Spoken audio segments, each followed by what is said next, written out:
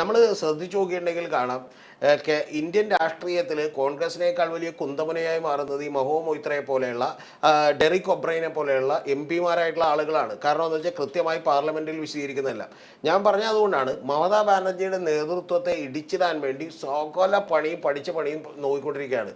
എനിക്കത് കൃത്യമായിട്ടറിയാം. ഇപ്പോൾ ഐപാക്കിൻ്റെ ഓഫീസിൽ കേരളത്തിൽ തന്നെ വർക്ക് ചെയ്തിരുന്ന ഒരു 25ഓളം വരുന്ന ടീമിനെ അവർ കൃത്യമായി തിരിച്ചു വിളിക്കുകയും കൽക്കട്ടയിൽ അവരോട് ക്യാമ്പ് ചെയ്യാനും പറഞ്ഞിട്ടുണ്ട്. നിങ്ങൾ അറിയേണ്ടത് ഇനി കഴിഞ്ഞ തവണ തന്നെ ഇത് എന്താ ചെയ്തുകൊണ്ടെന്ന് വെച്ചാൽ പ്രശാന്ത് കിഷോറിനെ 1.5 കൊല്ലത്തോളം മമതാ ബാനർജി ഇവിടെ താമസിപ്പിച്ചു. 1.5 കൊല്ലത്തോളം താമസിപ്പിച്ചുകൊണ്ടാണ് ബി ജെ പിക്ക് മറുതന്ത്രം പണിയുകയും ബി ജെ പി പരാജയപ്പെടുത്തുകയും ചെയ്തത്. അന്ന് ഇപ്പോഴും എനിക്ക് ഓർമ്മയുണ്ട് പ്രശാന്ത് കിഷോർ പറഞ്ഞിട്ടുള്ള വാചകം എന്ന് പറയുന്നത്, ഞാൻ ഈ പണി നിർത്തും നിങ്ങൾ 100 സീറ്റ് മേടിച്ചാൽ എന്നുള്ളതാണ്. എന്ന് പറഞ്ഞാൽ 100 സീറ്റ് എവിടെ നിന്ന് നിങ്ങൾക്ക് കിട്ടുമെന്നാണ് ചോദിച്ചത്. അത്തരത്തിൽ അതികൃത്യമായി പണിയെടുക്കുന്ന ബി ജെ പിയോടൊപ്പം എതിരിടാൻ പോകുന്ന മറ്റേ ഇസവും ന്യായവും ഒന്നും നോക്കാതെ പണത്തിന് പണം വെച്ചും മസിൽ പവറിന് മസിൽ പവർ വെച്ചും അധികാരത്തിന് അധികാരം വെച്ചും ഫൈറ്റ് ചെയ്യുന്ന പല്ലും നഖവും ഉപയോഗിച്ച് ഫൈറ്റ് ചെയ്യുന്ന ഒരാളാണ് ബംഗാളിലെ മമതാ ബാനർജി എന്ന് പറയുന്നത്.